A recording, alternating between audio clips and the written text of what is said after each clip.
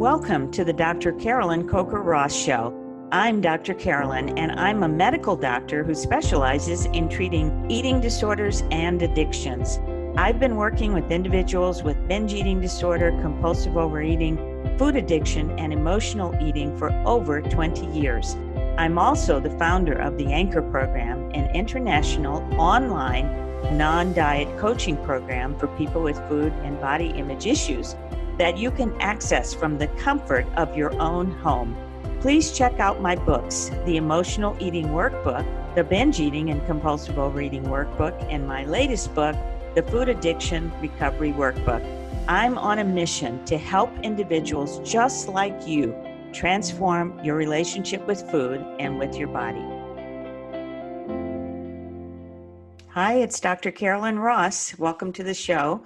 This is episode number 40, and I'm going to be talking about something that many of my clients have talked to me about or sent me emails about, and it is, I need a miracle in 2020.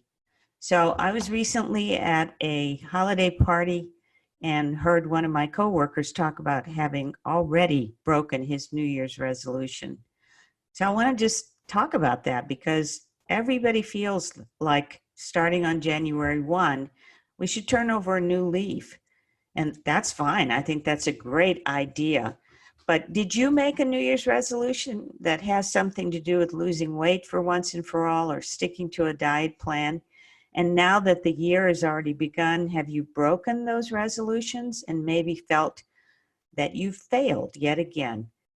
Well, if so, I'm asking you, don't beat yourself up. The problem isn't that you lack willpower. It's that dieting is not the solution. We often feel like our lives aren't working or something bad has happened in our lives, and dieting or getting thinner is the way to solve that problem. And it really isn't. When you go on a diet, I know many people ask themselves, well, first of all, what's the best diet? That's a question I get over and over and over. Is it the keto diet? Is the paleo diet, Weight Watchers, etc.? And of course, you're going to hear tons of commercials because the diet industry is a $60+ billion industry. But what diets typically ask you is to give up many of the foods that you really like or love. Maybe desserts or crunchy snacks or warming, comforting casseroles or juicy burgers. These are foods that most of us crave, so you're not alone, and they're hard to pass up on even when you're not dieting.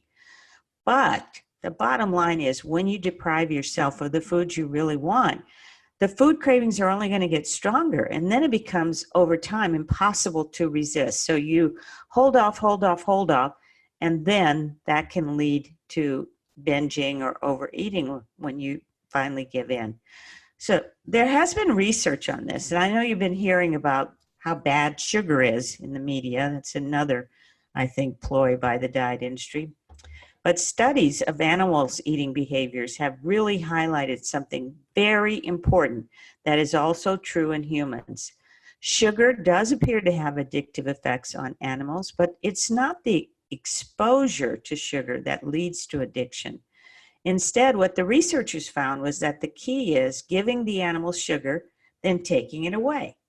When the animals are deprived of their sugar solution for part of the day, then they binge on it when it is returned. After they no longer have access to sugar, the animals even experience withdrawal-like symptoms. I don't know how they figured that out in mice, but maybe just anxiety and irritability, who knows? Anyway, for humans, which is not much different from these little mice that they're studying, depriving yourself of sweet, salty, or fatty foods or foods you love or comfort foods is what sets you up for cravings. So the bottom line is cutting yourself off from these, what we call comfort or super tasty foods, causes stress that then leads you to want to soothe yourself and ends up with binging on those very foods. This is the story you know. Diets really don't work in the long run. And deprivation is exactly what makes diets so successful. So, going into the new year, why do something that you've already tried multiple times? How many diets have you actually been on in your lifetime or even in the last year? And how has that worked out for you? I know there's such an attractive high of starting on a new diet and feeling like you're in control and you can really do it this time, or that this diet is the one. But it really doesn't usually turn out that way. Now, we live in a world that constantly is encouraging us to eat, drink, and snack. Just think about going to the local mall. Maybe you've gone to return some holiday gifts or to buy something for your kids for the next part of their school year. And your local mall probably has a food court that offers a wide array of smells and taste. I'm just thinking about the mall I used to go to in Denver, where you walk in and you immediately smell Cinnabon. So cinnamon buns, or you smell buttered popcorn, and that seems like it's piped into every store. So no matter where you go, that aroma, that enticing aroma is following you. Eat me, eat me. Meanwhile, out on the street or even at home watching TV, you can be bombarded with tantalizing ads for sodas or pizzas loaded with pepperoni and gooey cheese. In the United States, the food and beverage industry spends over $136 million on advertising, and the restaurant industry spends over $6 billion, all to get you to come in and eat their products. So food is in your face all day long. It's very easy to get hooked into just automatically eating something without thinking, unconscious eating. And there's so much of it that it can trigger the desire to eat even when you're not even hungry, and to eat more than you really need, or to eat certain kinds of foods because they're just so appealing. The availability and advertising of food forces us to constantly be checking ourselves and inhibit the desire to eat. Now, this is harder for some people than it is for others. Many people who struggle with food and eating have what's called reward deficiency syndrome. They have low dopamine receptors in the brain. And if you have reward deficiency syndrome, which you could be born with, or it could occur as a result of other lifestyle issues, whether it be drug addiction, or it could also be from a lifetime of binge eating, then the part of your brain that deals with impulsive decisions, that helps you regulate your emotions and helps you make good decisions, may be impaired. And this then makes it harder for you to resist temptation and makes you more vulnerable to all of these food ads and so on. So if you're sitting back now and you're watching TV or you're listening to this podcast, driving even, and you pass a fast food restaurant and you notice, oh, I need to go in there and get something, like for me, past the Mexican restaurant that sells churros. They're like Mexican donuts in a long form. Anyway, if you're having that experience right now as you're listening to the podcast, just ask yourself, is it possible that you might have reward deficiency syndrome? Is it hard for you to feel like you're getting pleasure from eating even small amounts of good things that you like? If so, then there's nothing for you to feel bad about, because usually, again, this can be a genetic component, but it is for you to be aware of and to notice that you may be more vulnerable. So just being exposed to food cues such as commercials can activate the part of your brain that makes you want to eat and causes cravings. When your brain is then activated from these food cues, even before you put the food in your mouth, dopamine, the feel-good chemical, the pleasure molecule, is released into the brain. And that makes you feel better even before that food comes into your mouth. And it motivates you to eat more. And in a cruel twist of fate or biology, this is especially true when you've been depriving yourself of the foods you like.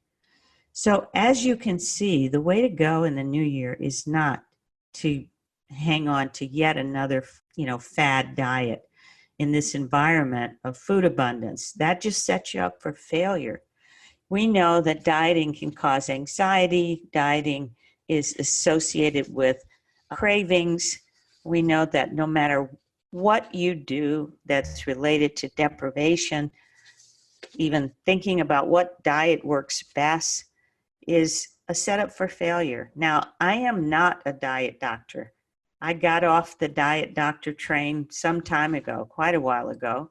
And, I have to admit that in the beginning of my career as a medical doctor back in the 1980s, of course, we were taught that the only treatment for food and body image issues was dieting. And so I have to say, I've never been a big fan of diets, but I have encouraged my patients to not necessarily go on diets, but to change their lifestyle. But I am not a diet doctor. So if dieting isn't the way to manage your relationship with food, you may be asking yourself, well, what is? Well, the trick is to move your focus away from the number on the scale. Stop beating yourself up for your body size or shape or something you don't like about your belly or your hips or your thighs, and start trying to figure out what it would take to nourish your body and enjoy the experience of eating. This is something called intuitive eating, and it may seem like an impossible task, and that's why it's something that I work with my clients on the Anchor program in a very detailed, long-term way. But maybe you worry that if you start letting yourself enjoy the foods you eat, you'll just go hog wild and gain more weight or binge even more. But ask yourself, is what you've been doing really working? I'm here to tell you, I've had over 30 years of experience working with people who struggle with weight, food, and body image issues. And I know from my experience of working with my patients that it is possible to truly nurture yourself by eating, to really have a normal, quote unquote, normal relationship with food, to stop obsessing about food, and to put an end to binge eating. When you slow down to savor your food, which I call eating mindfully or eating with attention, you may find that you don't even want to eat as much as you thought you did. Most of the time, overeating or binge eating occurs in kind of an unconscious state where you're emotional, you're upset, you're angry, and you're using food to stuff down those emotions or to escape from something that's bothering you. So when you notice how you feel during and after you're eating, you may find yourself longing for new and different foods. Okay, for example, this happened to me a few years ago. One of the patients I'd been working with for a number of years, she came into the Anchor program group and said, "Dr. Ross, I'm mad at you." And I was like, "Why?" And she said, "Well, I'm no longer craving chocolate, and now I'm craving vegetables, and I'm really angry about that." So she was kidding partially, but the truth of the matter is that eating mindfully does help you see what your body needs, what foods your body is truly craving for versus what your emotions are craving. You may find yourself like Patty, my former patient, longing for new and different foods, ones that make you feel energized and refreshed. Have you been asking yourself, like, how am I going to get more energy? Why don't I have more energy? Well, nutrition is a huge part of how energetic we feel.